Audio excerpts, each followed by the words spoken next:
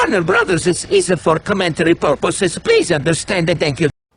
Don't forget to subscribe!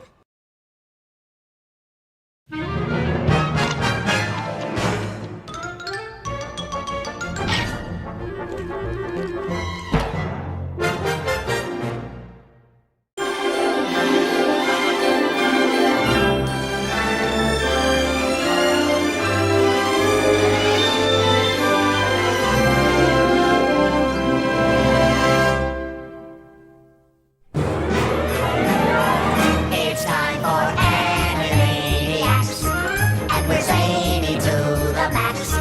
So just sit back and relax, you'll laugh till you collapse. We're Animaniacs. Come join the Warner Brothers And the Warner Sister Dot. just for fun. We run around the Warner movie lot. They lock us in the tower whenever we get caught, but we break loose and then vamoose, and now you know the plot. We're Animaniacs. Dot has wit and Yakko yaks. Wacko packs away the snacks while the razor blades the backs. We're Animaniacs. Meet Pinky and the Brain who wants to rule the universe. A Thundercast who tested well in focus group research. Gender balanced, pronoun neutral, and ethnically diverse. The trolls will say we're sharp, I'll say when we get mad at first. We're Animaniacs. You shall say our new contracts. We're zany to the max, they're glowy in our slacks. We're Animani, totally insane. Citizen Caney. Animaniacs. Welcome back to our review series of the Christmas specials. In this video, we'll be reviewing Animaniacs episodes 49, 50, 84, and 98. And Pinky and the Brain episode 8. Let's get this thing started! Spoiler alert!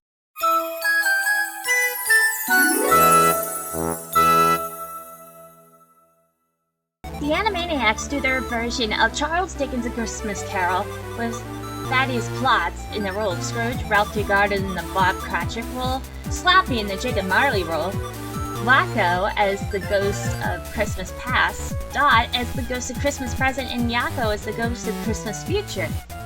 The Warners act out the nativity story to the tunes of Silent Night, We Three Kings, The Little Town of Bethlehem, and Away in the Manger and The Little Drummer Boy.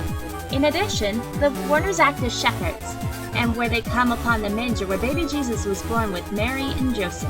When the three wise men give the newborn king gifts, the Warners realize they have no gift. In attempt of a gift, Wacko asks to play on his drum, to which Mary agrees. The Warners then launch into a wild jazz rendition of The Little Drummer Boy, which pleases Mary and Joseph. Baby Jesus awakens, smiling at the Warners as the segment comes to an end. "'Twas the Day Before Christmas" was told to Skippy by Slappy. The cast of Animaniacs star in their interpretation of the Clement Moore poem A Visit from St. Nicholas. Good idea? Singing Christmas carols to your neighbors. Bad idea? Singing your Christmas carols to the neighbors on the 4th of July. The Warners sing a parody of Singing in the Rain, Slipping on the Ice. Chicken Boo works as Santa Claus for a department store that gives out a requested toy by a conveyor belt. However, Colin, aka the Randy Beeman kid, knows that Santa is really a giant chicken, to much the manager chalks up as a kid's odd fear, and points out that Chicken Boo is the best Santa they've ever had. In true fashion, an accident with a conveyor belt rips off Chicken Boo's costume. An enraged manager remarks that maybe they let chickens work in Santa in Arkansas, but not in the big city, and promptly kicks Chicken Boo into the sky. The real Santa saves the day by swooping down to rescue him, and give Chicken Boo a happy ending by giving him a ride on his sleigh. The Great Baccarati returns to belch jingle bells. Good idea? Finding Easter eggs on Easter morning. Bad idea? Finding Easter eggs on Christmas morning. To the music of Raymond Scott's Powerhouse, the Warners run amok at a toy shop after hours and avoid to attempt a security robot summoned by the shop's owner. Yakko sings a song about the vastness of space and the smallness of us compared to it. The Warners star in a parody of the classic Disney film Beauty and the Beast with Taz the Tasmanian Devil in the role of the Beast. It contains an introductory sequence of outtakes where Dot gets her full name wrong in several times. However, Chicken Boo stars in a shot-for-shot parody of the film Forrest Gump as Forrest Boo. We learn that he has led an extraordinary life. First, we see he had a successful career in college football, which leads him to meet the president. Next, he becomes a hero while serving his country in wartime, leading him to meeting the president once more. And after this, he plays competitive ping pong for the United States Army in games against China. This leads him to meet the president again, and after this, he is taken to an anti-war rally to speak to an audience of hippies. When a lead speaker accidentally knocks Boo's costume off after giving him a pat on his back, his true avian nature is revealed. The now violent hippies then turn on Boo and attack him, chasing him into the Lincoln Memorial reflecting pool. Warners do a rather bizarre parody of the Christmas Carol, The First Noel. And after the Warners bid everyone goodnight, the credits roll, and a la Mystery Science Theater 3000, they make cracks at all the people listed in the credits, including their own voice actors, to the siblings' horror. It turns out that their mics were on the whole time. Uh-oh. Slappy's tree is chosen as the Christmas tree to stand in Rockefeller Center in New York City. In this first parody of Nightline, Ted Bopple holds a discussion on the age-old question, why did the chicken cross the road? With a special guest, Chicken Boo, Pinky and the Brain, the Goodfellas and Runt. Katie Kaboom is looking forward to the senior prom, but her family's surprised at how many demands she makes and she explodes when they can't agree on a curfew. And in the second Nightline parody, Ted Bopple holds a discussion on which came first, the chicken or the egg, in which Chicken Boo automatically answers. We eventually have saved the best for last. It may be Christmas time, but the Brain is still at hard work plotting world domination, so he and Pinky trek to the North Pole to slip in Brain's plans for a hypnotic doll to Santa's making toy production to every child on Earth so they could get one. So Brain hopes this will lead to everyone falling under the doll's hypnotic spell to obey him. Did you know that? For the newsreel to star, snow is added to the newsreel in all of the scenes, including the indoor scenes. Like episode 14 and episode 22 at the end, instead of fading out, it goes straight to the theme song. And snow is added in every frame of the theme song, while sleigh bells can also be heard in the background for most of the song. And the carolers are car catchers of Danny DeVito, Arnold Schwarzenegger, Clint Eastwood, and Roseanne Barr. Slappy demands her $464, which would be equal to $895.25 in 2022. And it is assumed that $464 was discussed to pay for an actor in the Screen Actors Guild. The writers on the show seem to really love Family Matters because Ralph Jr. makes a reference to that Urkel kid. When Dot goes to Christmas present picks Mr. Plot's name tag, his first name Thaddeus is misspelled as Thaddeus. The cartoon would later be adapted for the album A Hip Hopera Christmas. And this cartoon features a more serious tone compared to the other ones in this show, likely due to religious themes in the cartoon, and it's one of the few times the Warners are present for a certain historical religious event, where they don't even antagonize anybody. Dot makes a life call reference at the end of the song Slippin' on the Ice, stating, I've fallen and I cannot give up. And before this episode aired, a comic book adaptation of the episode was released, the entirety of which was later published on Tom Berger's blog, Cartoon Addicts. And the department store is called Marcy's, a parody of Macy's. The elves are played by Ralph Ellison, Jess Arnold, and Tress McNeil during their Yakko Wacko and Dot voices, Ben Huff. While the majority of the animation is reused from the original Grey Lago Roddy short, Lago's belching animation is actually brand new. And this cartoon marks one of the few times a powerhouse in Animaniacs and other Warner Brothers and Amblin cartoons. Most other times, a parody sound alike is used. Portions of the song were later used in the Pinky and the Brain episode Brain in the Future. Additionally, when Animaniacs and Pinky and the Brain aired on Cartoon Network, their respective theme songs were often mixed with Powerhouse in bumpers animated by Primal Screen, much like other shows aired from Cartoon Network around 1998 through 2004. This is the only cartoon from either Season 1 Christmas special of Animaniacs not to be included in the 1994 home video release, Animaniacs Hello Holidays, instead of featuring a partially rigged up A Gift of Gold in 1992. Clips from this segment would later be used in the show's extended theme song opening. This cartoon was originally going to be black and white with the exception of the Warner's red noses similar to Babble and Bijou, Ragamuffins, and the Girl with the Googly Goop, and presented as a Warner short from the 1930s. And this is a repeat of the classic song from episode 3 because of its wintry setting. The line Meet Pinky and the Brain Who Want to Rule the Universe replaces Meet Rock and Dr. Scratch and Say Hi to Hello Nurse. Just like in episode 82's extended opening, the usual Kids WB era, we pay tons of income tax while it was used instead of while Bill Clinton plays the sax. An airing of this episode on La Siete, formerly known as Telecinco 2, used the Bill Clinton footage in the extended intro. The Warners reprised the Do That Funny Thing You Do, which was first seen in the Tiny Toons Adventures segment, It's All Relatives, from the episode Pledge Week.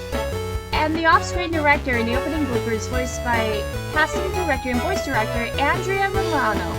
In one of the bloopers, after Dot messes up her name once more, she asks the actor to say it, in which he does perfectly. Dot replies with, "Oh, thank you, Mr. United States, Canada, Mexico, Panama."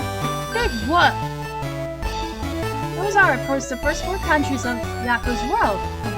When aired on Nickelodeon, the scene where Yakko and Waka asked Taz to do the funny thing you do was cut.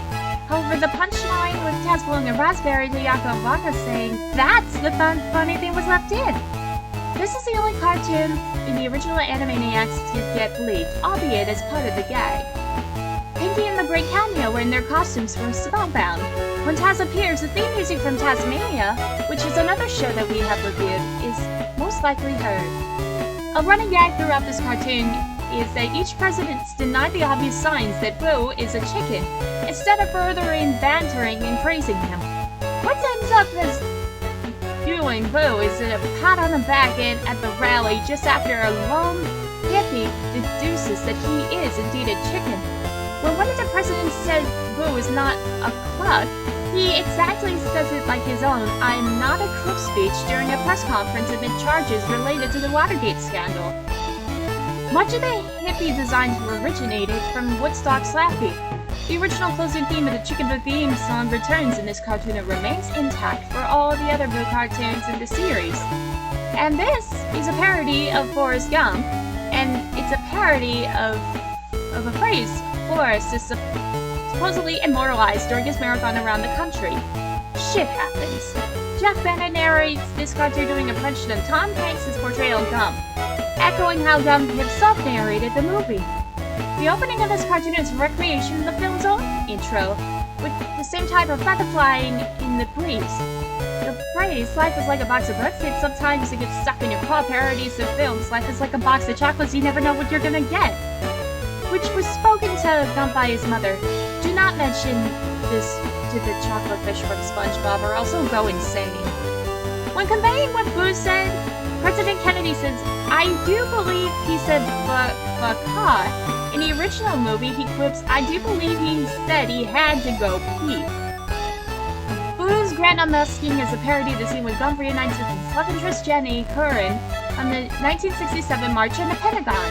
Him being chased into the reflective pool where parodies Gump after running Jenny into the pool. In the original film, the March on Pentagon sequence occurs as if in real time. A few years before Nixon's presidency, and this cartoon occurs after the Nixon sequence. This may not be an error, as though it is modeled after the March on Pentagon sequence. It is most likely another protest event entirely. The blonde sailor bears a striking resemblance to Lucky Bob from Hysteria, which premiered 2 years later. Both characters were caricatures of the Tiny Toons crew member Dan McHugh. Captain Ahab returns from Moby or not Moby. And this is the final Animaniacs segment to be animated by Tokyo Movie Shinsha. TMS's final contribution to the franchise would be the movie Wakko's Wish 3 years later. And this is the second time where the water tower doesn't appear in the credit sequence, with the first instance being the previous episode. However, this is the third overall credits sequence to feature an alternate location, counting episode 28, which features a park setting in addition to the tower itself. Another title for a segment is Cold Ending 1. In some syndicated airings, the part where Dot asks Yakko about not turning off the mics is shown. Instead, they say, "Uh-oh," after Wakko says, "Sue me," and Dot says she will.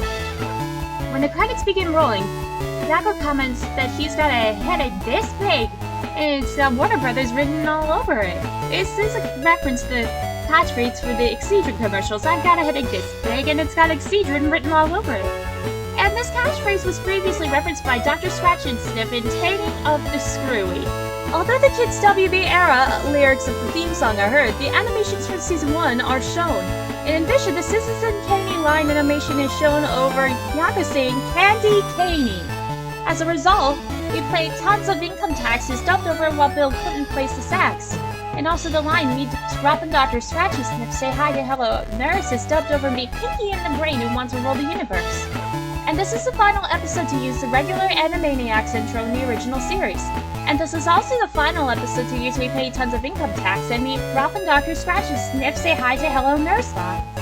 However, on some listings, such as Hulu, Magic Time, The Brain's Apprentice is the final episode to use the "We Pay Tons of Income Tax" line.